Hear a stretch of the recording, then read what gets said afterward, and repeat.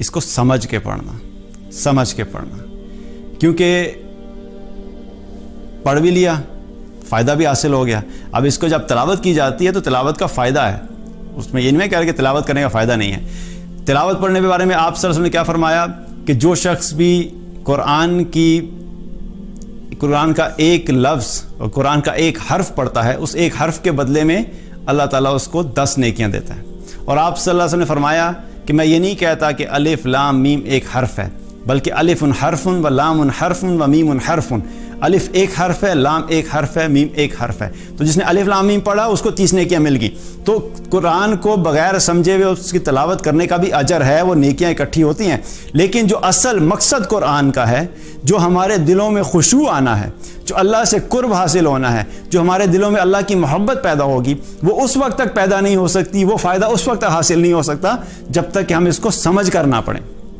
تو سمجھ کے پڑھنا یہ بھی بہت ضروری ہے. اور سمجھ کے پڑھنا اس لیے بھی ضروری ہے کہ ہمیں پتہ تو لگے کہ ہمارا رب ہم سے کیا کہہ رہا ہے. آج ہم اکثر کنفیوژن کا شکار ہوتے ہیں. ہمیں کہتے ہیں جی دیکھیں فلاں مولوی ہمیں یہ کہتا ہے، فلاں مولوی یہ کہتا ہے.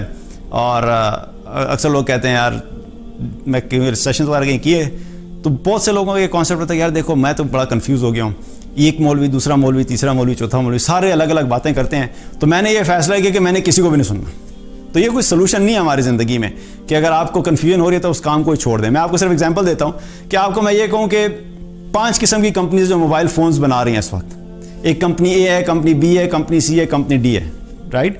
اور چاروں ہی کلیم کر رہے ہیں کہ ہمارا موبائل سب سے بہتر ہے، رائٹ. سبھی کہتے ہیں میرا موبائل سب سے بہتر ہے، اس میں یہ فیچر ہے. دوسرا کہتا ہے میرا بہتر ہے، اس میں یہ فیچرز ہیں.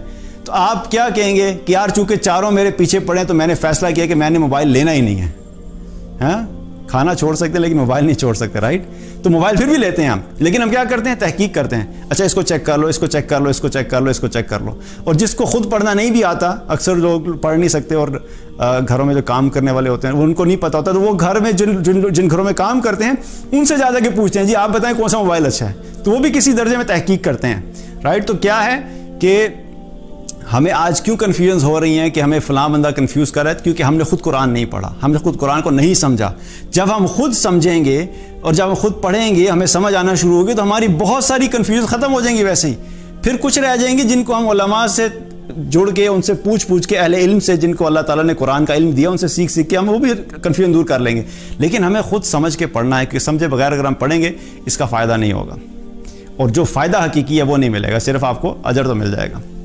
اب تیسرا کیا ہو گیا کہ قرآن کو سمجھ کے پڑھنا.